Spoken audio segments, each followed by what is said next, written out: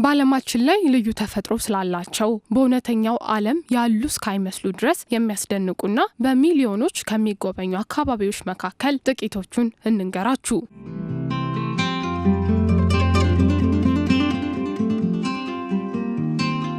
ሳላር ዲ ዩኒ በርካቶች ተፈጥሯዊ መስታወት ሲሉ ይጠሩታል። በየዓመቱ ከግማሽ ሚሊዮን በላይ ቱሪስቶች ወደዚህ አስደናቂ ስፍራ ይተማሉ። ሳላር ዲ ዩኒ ወይንም ዩኒሳልት ፍላት መገኛው በደቡብ አሜሪካዊቷ ሀገር ቦሊቪያ ደቡብ ምዕራብ ውስጥ ያደረገ የጨው ንጣፍ ነው።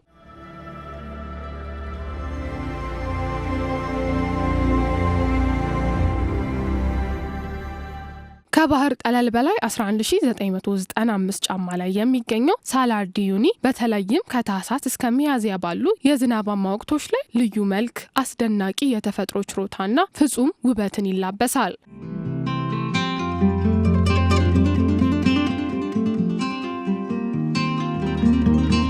ሳላር ዲ ዩኒ የዓለማችን ትልቁ የጨው ንጣፍ ሲሆን 10,000 ስኩዌር ኪሎ ሜትር ላይ ተዘርግቶ እንደሚገኝ ይነገርለታል። ከ40 ሺህ ዓመታት በፊት በነበሩ የበርካታ ሐይቆች ድምር አማካኝነት የተፈጠረና ቀስ በቀስ አሁናዊ መልኩን ሊላበስ እንደተቻለ በተደጋጋሚ ይነሳል። ከ10 ሚሊዮን ቶን በላይ እንደሚገመት በአካባቢው ጥናትን ያደረጉ ሰዎች ይገልጻሉ። ይህንን ድንቅ የተፈጥሮ መስህብ በተለይም በፀሐይ ግባት ወቅት የሚፈጥረው አንዳች አስደናቂ ውበትን የተላበሰ ኃይል አለ ሲሉ ወደ ስፍራው ያቀኑ በርካቶች ይመሰክሩለታል። በተለይም በፊልምና የፎቶ ስራ ላይ የተሰማሩ ሰዎች ቀዳሚ ምርጫቸውም ያደርጉታል።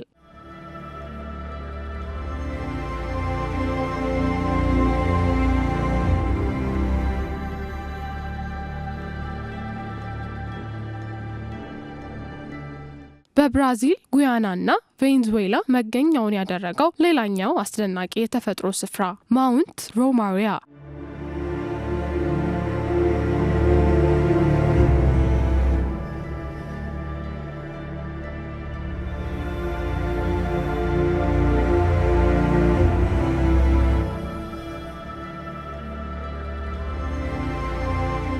የሮማሪያ ተራራ ከዓለማችን ጥንታዊ ስፍራዎች መካከል ሲሆን ከ1.7 እስከ 2 ቢሊዮን ዓመት እንዳስቆጠረ ይገመታል። ይህ በጉም የተሸፈነ ተራራማ ስፍራ በምድራችን ላይ ያለ ጥንታዊ አለት ነው ይሉታል። ይህ ጠረጴዛ መሰል አናት ያለው ተራራ ዙሪያውን በከበበው ገደላማ ስፍራ የሚወጡ በሚመስሉ ደመና መከበቡ እጅግ ልዩ ውበትን አጎናጽፎታል።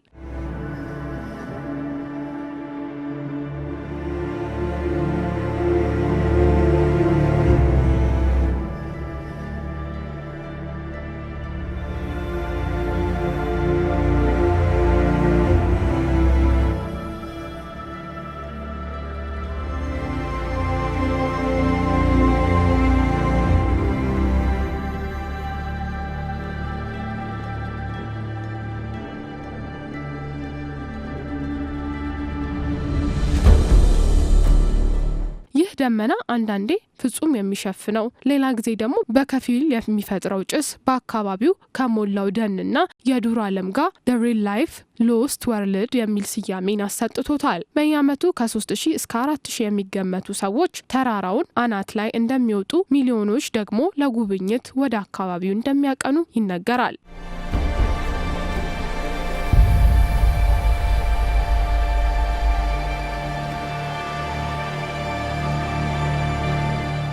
ፓሙካሌ ወይንም የጥጥ ቤተ መንግስት የሚል አቻ ፍቺ የተሰጠው ሌላኛው አስደናቂ የተፈጥሮ ውጤት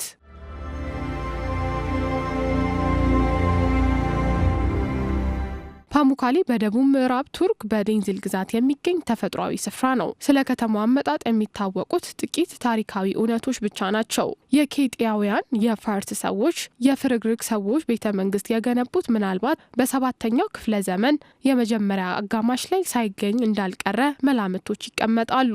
በአካባቢው በሙቀት የምንጭ ውሃ በሚፈሰው የካርቦኔት ማዕድን የታወቀ ነው። በ20 ኪሎ ሜትር ርቀት ላይ በዴንዚል ከተማ ውስጥ ከሸለቆ በተቃራኒ ከሚገኙ ኮረብቶች ይታያል። ይህ አካባቢ ከጥንታዊ ጊዜ ጀምሮ ጎብኚዎች የሙቀት ምንጮች በማለት በብዙ ሲጎርፉም ይስተዋላል።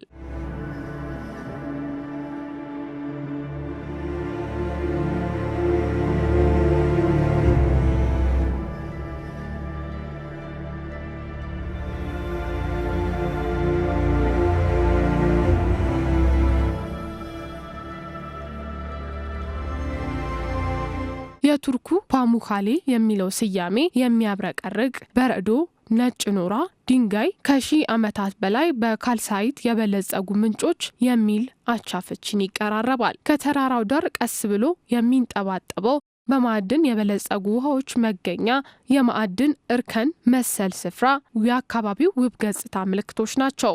ፓሙካሌ ሴንተር ወይንም እነዚህ እርከን መሰል ስፍራዎች እንደ አውሮፓውያን አቆጣጠር በ1988 ከሂራፖሊስ ጋር በዩኔስኮ የዓለም ቅርስነት ተመዝግበዋል።